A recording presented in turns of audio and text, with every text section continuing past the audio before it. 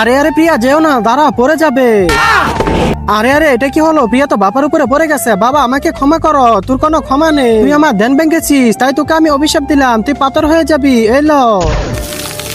আরে আরে বাবা দয়া করে ওকে ভালো করে দাও, আমি তোমার পায়ে ধরছি। তুমি যা বলবা একে ভালো করার জন্য আমি তাই করব।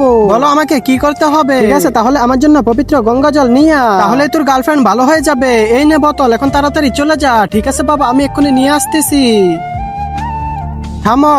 আরে তুমি আবার কে? তুমি আমার বিনা অনুমতিতে কিভাবে আমার নদীর জল নিয়ে যাচ্ছ? আরে তাহলে আমাকে অনুমতি দাও, তোমার নদীর জল আমার খুব প্রয়োজন। আমি দিয়ে দিব, কিন্তু তার জন্য তোকে আমার প্রশ্নের উত্তর দিতে হবে। তাহলে তাড়াতাড়ি জিজ্ঞাসা তাহলে বল আমাকে খাওয়ার জন্য তোর কি দিবি? একটা হাত নাকি একটা নাকি তুই পুরোটাই চলে আসবি আমার পেটে? আবে এটা আবার কেমন প্রশ্ন? এই প্রশ্নের উত্তর আমি দিতে পারবো না, তাহলে আমার নদীর জলও পাবি না। আবে জল না নিলে তো আমার গার্লফ্রেন্ড ভালো হবে না। ঠিক আছে আমার হাতটা খেয়ে না। ওরে বাবা রে, অনেক ব্যথা করছে।